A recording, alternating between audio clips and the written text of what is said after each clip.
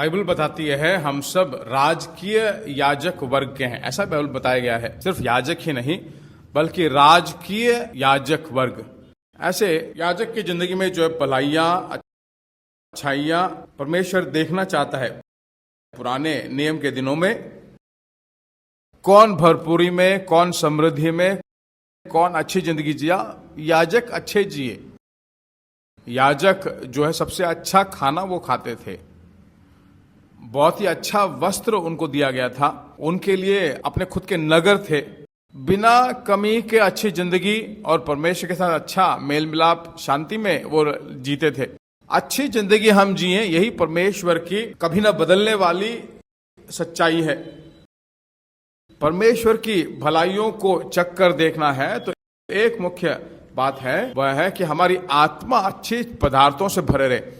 जिंदगी में अच्छी चीजें भरी हों, हाथ की मेहनत में आशीष, आर्थिक चीजों में उन्नति, शरीर में अच्छी चंगाई, दीर्घायु में जीना सबसे पहला कार्य है। तो हमारी आत्मा जो है अच्छे पदार्थों से भरी हुई आत्मा होनी चाहिए। आत्मा कब समृद्धि पाएगी? जितना हम उसके वचन को अंदर लेंगे उतना हमारा आत्मा जो है समृद्धि में रहेगा। आत्मा समृद्धि पाते पाते आपकी जिंदगी में भरपूरी रहेगा और तुम आशीषों में भरपूरी से रहने लगोगे। आज समस्या यह है कि आत्मा बहुत ही बुरी तरह से एम्प्टी है, टोटल एम्प्टी है। मन की बात कर रहा हूं मैं।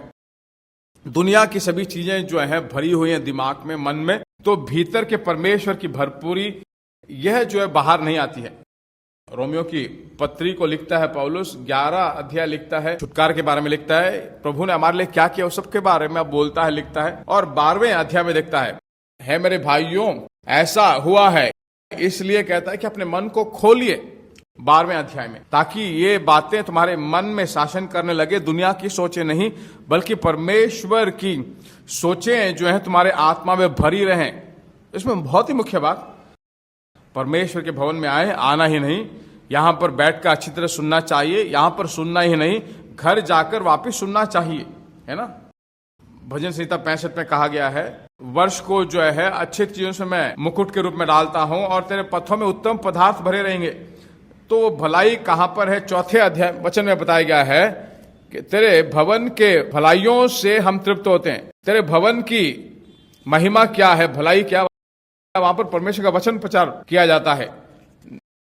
नीति वचन 8वें अध्याय में हम पढ़ते हैं, ज्ञान जो है गलियों में पुकारता है। उन दिनों में जो है प्रचार करने वाले गलियों में जाकर प्रचार करते थे। आज गलियों में ज्ञान नहीं प्रचार किया जाता, हर एक इमारत के अंदर ज्ञान बोला जाता है। और जब बोला जाता है, जो अपने आंख काने खोलकर सुनता है उनकी जिंदगी में भलाई और उन्नति होती है। प्रेरितों का 14वें अध्याय में लिस्त्रा नाम की जगह में प्रेरित पौलुस जाकर प्रचार करता है। वहां पर एक लंगड़ा व्यक्ति पौलुस की बातों को सुन रहा था, है ना। और जब वह गौर से सुन रहा था, वो यूनानी भाषा में प्रेजेंट कंटिन्यूअस टेंस अर्थात इम्परफेक्ट टेंस में बताया गया है। इम्परफेक्ट टेंस का मतलब जो अभी पूरा नहीं, वो लगातार सुन रहा था। पौल प्रचार कर रहा है ना, उसे भी कहा गया है वो भी इम्परफेक्ट टेंस में। पौलुस सुबह से प्रचार ही कर रहा था, उसी जगह में प्रचार कर रहा था। और लिस्त्रा में बहुत सारे जगहों में जाके प्रचार किया, पता नहीं, पर जहां जहां पौलुस गया वहां सब जो है वो लड़का जाकर बैठ जाता था। और पौलुस के प्रचार खत्म करने के बाद, एक सर्विस के बाद सभी चले जाते थे, पर वो वहीं पर बैठा था। क्यों? वह लंगड़ा था, अगर कोई उठाकर ले जाए तभी वो वहां से जा सकता है। पौलुस प्रचार करते करते वहां बैठकर सुन रहा था, पता नहीं कितना संदेश उसने सुना। एक जगह में जो है उद्धार के लिए और चंगाई के लिए एक विश्वास आ गया उसके अंदर, और उसके अंदर विश्वास आते हुए देखता है, पौलुस बोलता है कि तो उठ खड़ा हो। जितना ज्ञान, बुद्धि, सोचे, ये सब आत्मा से भरा हुआ था, मन में भरा हुआ है, आत्मा समृद्धि पाने लगेगा। और जब आत्मा भर जाएगा तो कभी जो है उत्तम चीजों से आप बच नहीं सकते, वो आपकी जिंदगी में भरता रहेगा।